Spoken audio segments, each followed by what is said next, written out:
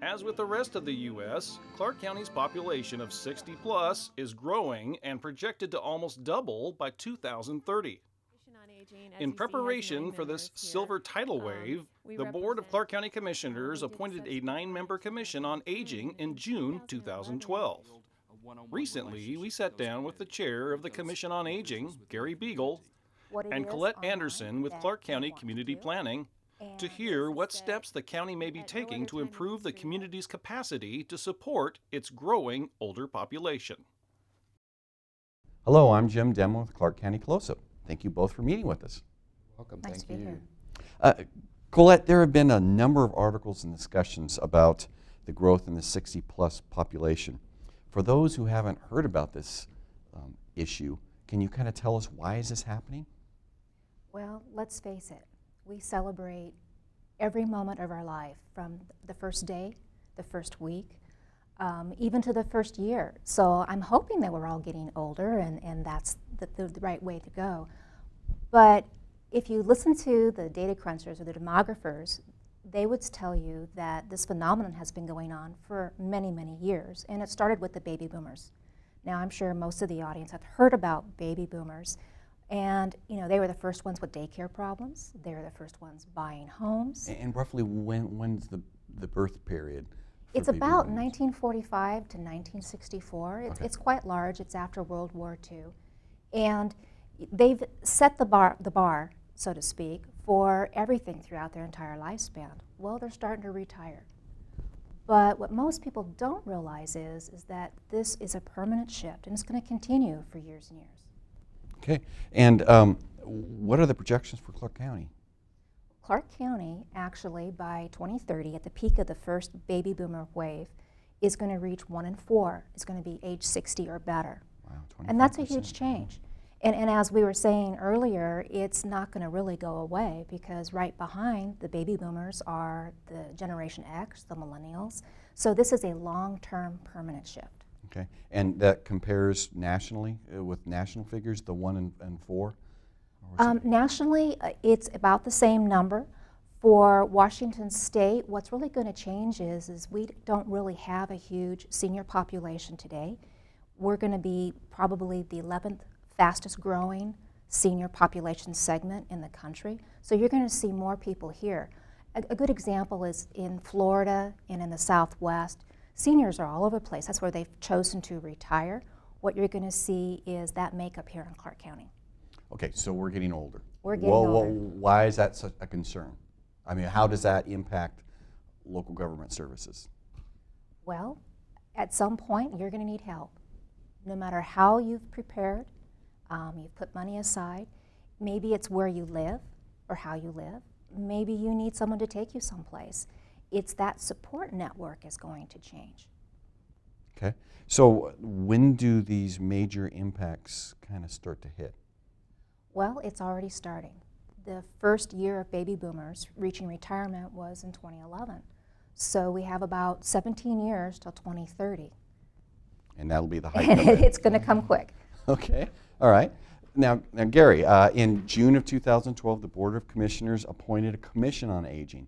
Now, why did the board take this action? The board took this action due to the Aging Readiness Task Force, which was a group of individuals that came together to develop 91 strategies that they felt were important for the county to look at. And out of those strategies, one of them was the Clark County Commission on Aging. And so from that, the Board of Commissioners actually voted and approved the Readiness Task Force plan, and thus voted in the Commission for Aging. Okay, so so you're as a chairman of the commission. Yes. Kind of what's the overall mission of the commission? The mission of the commission is to be able to make Clark County a place for people to age in place and to age productively, and it to be multi-generational. Okay, and is the commission advisory, or can it implement policy? It's actually an advisory committee. We're made up of 9 members. Most of us are voluntary members of the commission, and we have some support staff from the county.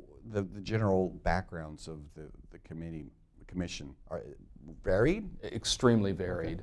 We have people from the adult home section, we have adult family home section, long-term care, transportation, housing, mental health individuals in it. So we have a whole component of individuals that come together and have different perspectives to bring to the table.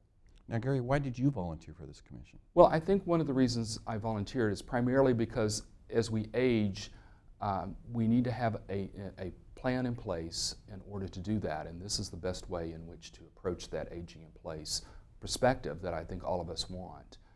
The other thing is, in seeing older individuals age right now, I'm finding that I don't really want to age as they have, which is in a nursing home or an institutional setting. So to change that, we need to be on the forefront of making changes within our community in order to facilitate me living at home and doing what I want to do as I age.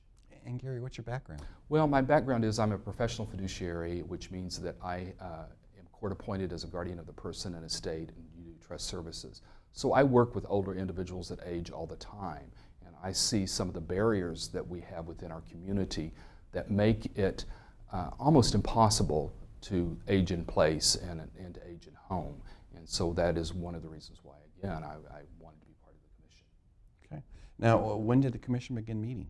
It started meeting in 2012, June of 2012, and we meet monthly. Each month the commission meets, but then each committee meets separately on its own. And are these commission meetings open to the public? They are, absolutely, and they're the third Tuesday of each month, 4:30 p.m., and we meet at the Clark County Commission boardroom. Okay, all right. So you talked about implementing the 91 Yes. strategies, and you talked a little bit about who created this plan. How were these strategies identified by the Aging Commission, and what are some of the main strategies? Well, some of the main strategies that we have fall into different groups. So, for example, we have a housing strategy group, we have community services, we have social support services, we have transportation and healthy communities and healthy communities. Okay, and so then you said subcommittees are working on some of these elements? They are, absolutely. We have come together in a retreats format and come up with what our priorities are for the year, and the committees work on those projects. Okay. Now, Cole, I was just going to tag on that the Aging Readiness Plan that we've been talking about started in 2010, took about 18 months. It was a huge community process to where by those topic areas, the community actually came up with the strategies that were then adopted by the commissioners themselves and with support from all the various cities as well. So we're not an isolated being doing it all on our own. Yes, this exactly. is totally a county-wide effort. Okay. So Colette, in June, the commission met with the Board of Commissioners to give a progress report. Can you kind of give us a brief summary of the work completed to date by the commission? Oh, I can. And you have to agree, when you're starting a brand new commission, and which was basically a year or so ago, the first thing that you think about is how are we going to organize ourselves? Who's going to be chair? What are the rules of the road? And then you're looking at those 91 strategies, and it becomes overwhelmingly daunting as where do you begin? How do you get your brain around this? And so the commission basically decided to break into work groups on topic-specific areas so that they can at least focus in 5 different ways rather than at 91 different ways. And they started that process last September. So there really hasn't been a lot of time on the clock to get things actually done. But we've launched 39 different strategies out of the 91. We've completed 6 of them as support mechanisms basically for other efforts, such as the Elder Justice Center. The commission supported them in their efforts to move forward. So it's not something that we created ourselves, but we lent our cachet to help them succeed. At this point, we're looking at 2013, this calendar year, as being very productive. We've got some very large projects that we're working on. And I'll be curious to see at our August retreat how the commission decides to prioritize some of those projects. Let's kind of talk about some of these projects. You talked about, first I was reading through a press release about this, and you talked about universal green design, time banking, telehealth. Can you kind of tell us about some of these projects and what kind of impacts they have? Sure. Universal green design, when I first heard about it, I thought this was going to be like a green home, you know, energy efficient in doing that. But what we mean by universal green design is designing a home to age in place, which I think is a very effective tool for everyone to utilize. So when you're building a home, for example, the hallways have to be a little wider to accommodate wheelchairs and walkers and things. Doors have to be wider. The bathroom has to be bigger to accommodate some of these things. So I think by putting that on the table and having people think about that when they age or purchase a new home will be very beneficial. So that's what the universal green design is. Okay. The telehealth or telemedicine, I think, is a very important aspect of reducing cost of healthcare, as well as making it, again, available to the person in the rural as well as the urban community to connect with a doctor and to receive some type of medical advice. There's an article actually in today's Columbian that speaks to telehealth and how Providence Hospital is working with through the legacy system to work with individuals on diabetes. And so, and just with that article, so you're getting FaceTime with a physician over the internet through a visual screen looking at them. Is that correct? Absolutely. And also they will be setting up and be able to monitor blood pressure, monitoring some vital signs over the internet lines.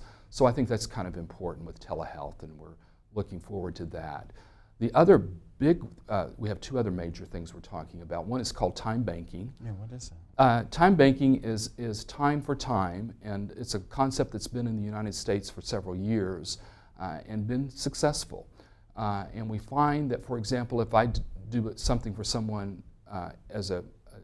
working for them for an hour, then I get to bank an hour in which to call time back to me or to give someone else. So for example, if someone needs help with shopping, they need help with mowing, weeding, painting, any of those type of things, they can call someone if they have time in their time bank to come and perform those services for them. But it also allows me as an individual that wants to do volunteerism to volunteer my time and actually double that time to be utilized. So that's time banking. And then, so then the concept would be, as I age, for example, then I would have built up time. Exactly. So then I could count on some time being returned for me. Right, exactly. Another example, you volunteer and you donate your time to your mom. You can't always take her maybe to a doctor's appointment or shopping. Well, another volunteer is actually providing that transportation for you. So it's basically a barter system, and everybody's hour is worth the same. So there's always something that we can do. So you post what it is online that you want to do, and someone says, I need that. And so you come to an arrangement. And it's done in an area where the person is vetted. You would have a background check done on you. So there's a level of safety involved. So this particular project, we've got a work group who's trying to figure out the bugs, how are we going to get it up and running, how to advertise it, which nonprofit's going to house it, can we get some seed funding for it, that kind of thing. Interesting concept. Did you mention one other? We did. We're doing shared housing, which I think is a very good concept. So we have people that their children have moved out, they have rooms to rent, or to have someone come in. They might be older, wanting a younger student or someone to come in. And so this program matches them up. Again, they're vetted, the individual is vetted with background checks and all of those things that are necessary for safety. And they match people up, so you can have someone living in your home that can assist you or help you to do that. So that's another program that we're looking at as well. And again, one of the overall goals is to get people to stay in their homes. Exactly. Okay. Exactly. So what are some of the other main strategies that the Commission will be focusing on this year? You mentioned the August retreat. You'll kind of be... Yeah, one of the things the Commission has been talking about is on the long term, once these strategies are over, what we might turn into. And one of our core function is advocacy, providing information, making sure that seniors and their needs are at the top of the list. So this retreat, we're hoping, answers some of those questions on a long-term basis to where we're going. Now, the projects that Gary just listed, that's going to take us some time to implement we're basically looking at 5 years or so for some of them to be up and running successfully. We may start with some pilot programs, so we've got a lot on the plate. Absolutely. What are some of the biggest challenges, and it sounds like just time, with the commission we're having in these coming years? Well, time is actually, I mean, you just said it, is something that we're concerned about, especially if you want to have some of the core services up and running by 2030. As we said, it was 17 years from now, and if it takes us 5 years to get some things up and running, obviously there will be individuals who aren't going to be able to take advantage of it, but we're doing the best we can as fast as we can. And if anybody in the audience would love to volunteer, they can get more information on our website. There's a way to connect to different work groups, and if time banking sounds like something that you'd be interested in, then we'd love to hear from you. Well, go ahead, give the information. Well, basically, it's www.clark.wa.gov/aging, and I'll take you right to the Commission on Aging's website. Okay. And also phone number, 397-2280 they can call? Boy, I need to start, don't I? It's area code 360-397-2280, and you can call me at extension 4516. Okay. And again, so you are looking for volunteers, Absolutely. people to get invited to get, if they have general interest they want to follow up? Absolutely. Absolutely, and I would encourage them to come to our monthly meetings that we have. The next one will be August 18th at 4:30, and I think that would be a great opportunity to find out exactly what we do and be a part of the community and helping us age in place. Well, thank you both for meeting with us, and we really wish you the best of luck with this initiative. Thank you. Thank you so much for having us.